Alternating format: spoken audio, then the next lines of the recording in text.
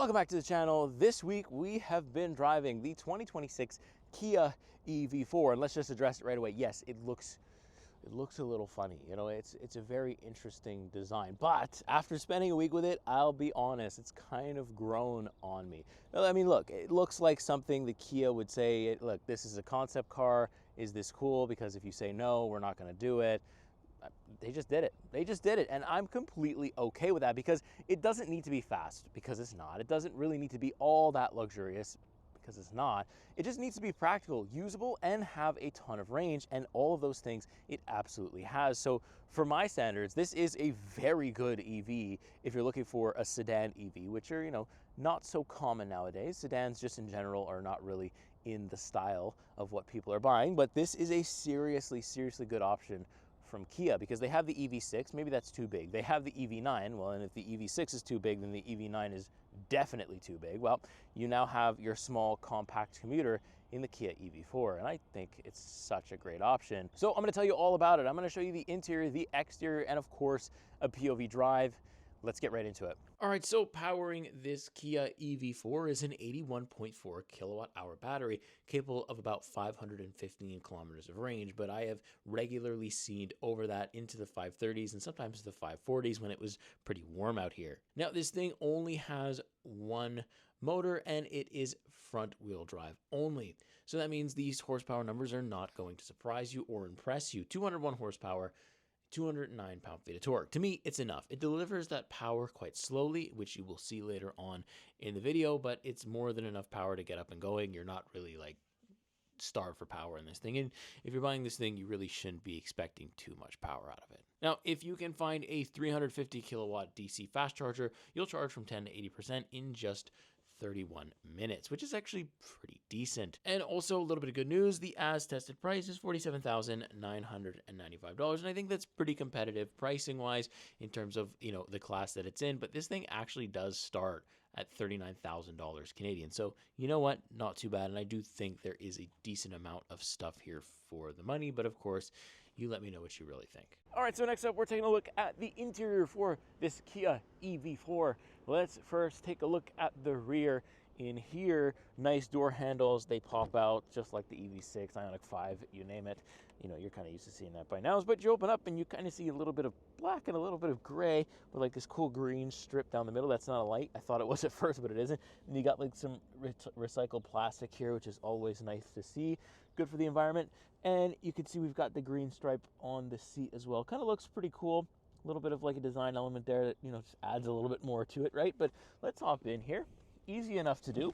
I fit, you know, relatively well behind my drive profile. I'm 5'11" for reference, and the seats, you know, dip far back enough that I'm actually quite comfortable. I will say though that my head is quite close to this roof. I mean, all the time. You can see just by where the headrest is right here that my head is always pretty much at the top of this roof. You know, and it's just kind of like a smaller headspace area, but still pretty nice. You know, you got some vents back here too, a little bit of storage, USB-C port on both seats actually, which is very nice. No heated seats back here or anything like that, but honestly, not a huge deal. This is a smaller cabin, and thankfully hopefully it's starting to warm up anyways here in Canada, but fits my daughter's car seat as well, no problem. Not too much of a compromise for that passenger seat, so that's good as well. But yeah, nice little spot there. I do like the green, and it is actually quite comfortable, but let's hop up front. So getting out and into this thing though, despite having like that really low roof line, it's actually pretty easy. So same thing for the front seat. You're gonna have some recycled materials here, as well as you'll have your heated seat and your heated steering. No ventilation here, but honestly, these two are the most important, especially in Canada. Power adjusted for the driver's seat. The passenger seat is going to be manually adjustable, at least in the trim that I have, but honestly, no worries. The driver's seat is more important anyways, and you can still see that we have that, you know, green stripe in there. Very cool. It kind of continues over here throughout the dash and in the vents. So I do think that's really cool.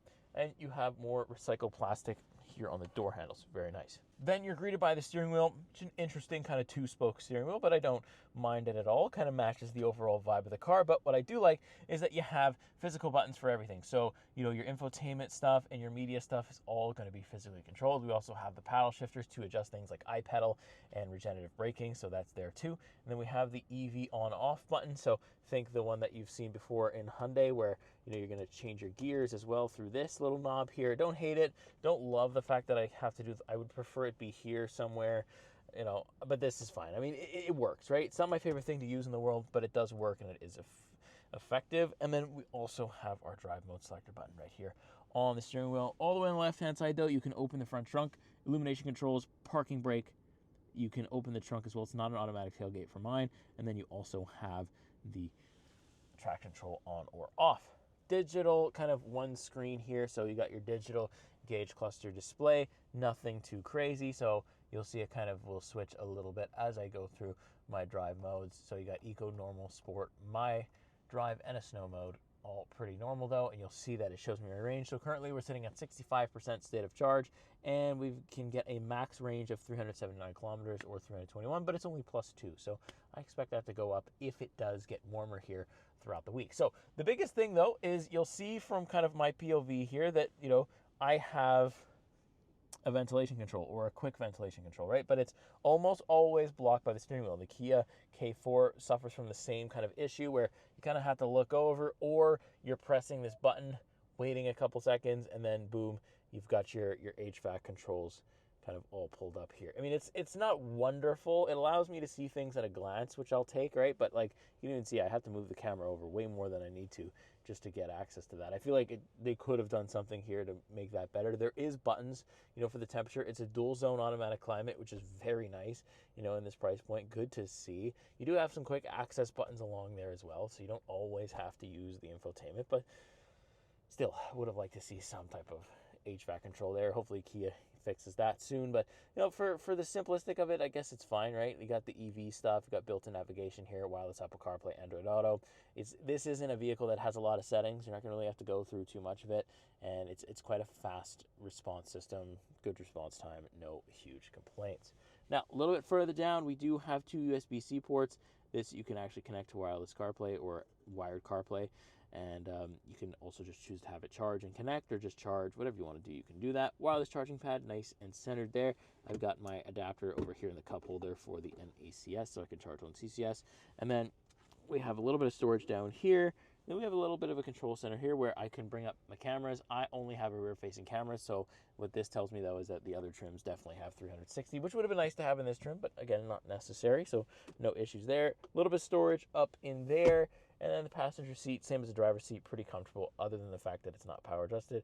It's all good. I like that Kia has done something with this middle area here, right? They haven't just left it, like Hyundai, they do that. They just kind of leave this space open. I don't really enjoy that. I like there being some type of separation so that, this can't fall over into me or whatever, and something from my side, God forbid there's anything on my side, can't fall over into the passenger. So it's really good. I'll have to, the cup holders are a little bit awkward sometimes to reach down there, but it's pretty easy to do. You're gonna get used to it pretty quick. So overall, I do like this interior. Like, you got a nice sunroof. I don't really mind that they didn't really color this. It kind of matches the vehicle. Like, I don't really mind that. It's fine. I'm not really looking to nitpick too much here, because it's more of a commuter car, and that's what I'm looking at it for, right? It's not supposed to be too fancy, but you want to have a little bit of features, and it does. So really not too bad, and it's also just extremely comfortable just to sit in and just to be in, and that's super important, given the price point too here. So really good news. I like this Kia EV4's interior, but of course I want to know what you think. What do you think about the interior? What are you changing? What are you keeping? Let me know in the comments, and let's take a look at this interesting exterior. All right, next up, we're taking a look at the exterior for the Kia EV4. I said we were going to get into it, so let's get into this design. So it is a very unique and interesting design. Let's start off with the front end. So you can see we don't have like a light bar or anything like, basically what everybody's doing nowadays. It's a very interesting looking front end. I think it actually looks cool, and I filmed some of the B-roll that you may or may not see in snow, so kind of cool. And now we're in the dry here. It stopped snowing, but still really, really nice. I actually love the daytime running LEDs. The more I walk out to this vehicle, the more I see it in my garage, I do kind of start to like the style. Let's go on to the side profile. Let's give you a little bit more of a interesting look. You know, this kind of reminds me a little bit, if Tesla made the Cybertruck Sedan, this might be close to what it looks like, just in reverse, because you have like these weird angles going, you know, the opposite direction. But to me, I like this design a little bit better than the Kia K4, if I'm being honest. I mean, it's a very unique design. It's super interesting. The wheels almost look like squares the way they have it designed, so that's kind of cool and, well, interesting at the same time. No issues though. You got the door handles that come in and out of the body, so you got a little bit more efficiency there as well. It's easy to get in and out of. It's a decent ride height. I really don't mind it. This is probably the most interesting look. And then we go over to the back, and this is where it's going to a little bit remind you of the Kia K4. So the K4 has the tail lights that kind of come around and wrap. These ones kind of go into the body a little bit more. Do like it though. You got kind of like a, I don't know if you can call this a rear wing, but like some aerodynamic channels here and a really small rear windshield, which is really on the small side. I will say that. I'd like a little bit more visibility there, but this is a compact car, so it's hard to expect too much more than that out of it. Got the EV4 badge right there. This isn't the GT line. This is the Wind Premium, or Premium Wind. I don't know how you say it or remember how you say it, but that is it. It is like kind of middle of the pack, so no diffuser, no crazy stuff going on there, but it's effective, right? It's efficient. It's kind of a bulbous rear end though. It's kind of got like a circular shape almost. And then we have, of course, the trunk space, where you do have a decent amount of space, you know, not too bad. You can fold the seats down, you'll have a ton more, but honestly more than I expected given the vehicle's size, and not really compromising the rear legroom or anything like that. So pretty decent. It isn't an automatic tailgate, but honestly in this price point, that's expected. So no big deal. I do overall like enjoy the it's not a heavy trunk, right? This isn't a big vehicle, so it really doesn't matter that much. And yeah, I really do like the overall look of this thing. It is very nice to look at in some angles. In some angles it's just weird, and that's okay, you know, that's okay, because it's efficient and it's actually quite pleasurable to drive it, you know, just when you're just going from point A to point B. We're not getting into the sports stuff. That's not what this is. So I really do like it for that. And you know, let me know what you think. What do you think about the exterior? How do you feel about this design? I'm really curious to see what you guys are going to say. I have a feeling there's going to be some pretty funny comments, so let it rip. All right, so let's get on the road with the 2026 Kia EV4. So one of the first things that you're going to notice is that, well, I don't know if the mic's actually picking it up, but there's like quite a loud like EV noise that happens. It's, you know, it does kind of intrude the cabin a lot, and it also gets a little louder in the reverse. So just one thing to be mindful of. But once, you know, you got music on or something, it does do a good enough job at like drowning it out. So it's not absolutely terrible. I think I have had other EVs and hybrids that have been much worse with that EV noise. So really not too big of a complaint there. I mean, I have to try to find things to complain about, because honestly, this thing is really good. Visibility is pretty good. I don't have a 360-degree camera on board, but I do have parking sensors, and, well, let's face it, it's relatively small enough that it's not a huge deal. I'd say like the major issue with the visibility here is the windshield in the rear is quite small. So you really have to, you know, look, and if you do have your back seat full of heads, well, you're just simply not going to see that much. But other than that, the side view mirrors are good. I think I do have, like, you know, when I'm turning or making tight turns or whatever, I could still, you know, see where the car is, what it's doing. And look, this isn't like a performance machine by any means. It's simply just kind of point A to point B in comfort, and, you know, you've got a good amount of features here, and that's all it's meant to do, and it's actually not bad at doing it, surprisingly. But like most, you know, EVs do, they have a sport mode. So we do have a sport mode in the Kia EV4. So it's got 201 horsepower, one single motor, which makes it a front-wheel drive. Let's just come to a little bit of a stop here and give it full beams. And as you can see, it really does apply its power very gradually. It doesn't, you know, instantly give you all of the, you know, the juice. And, you know, I guess that's more of a safety feature, I guess. Like, it's more just safe to do it like that. And, you know, it gets up to highway speed, no problems. Because when I'm going, like, say I'm going 80 now, there's a lot more instant torque when you're rolling versus from a dig. So, you know, if you do need to pass somebody quickly or make a quick maneuver on the highway, you're going to be able to do that. It's not going to do that slow roll. So it's quite interesting how that works. It deploys the torque kind of a little bit more in like a safer manner, like a slow roll manner. And then when you're actually driving at, you know, decent speed and then you need some more power, it's absolutely there.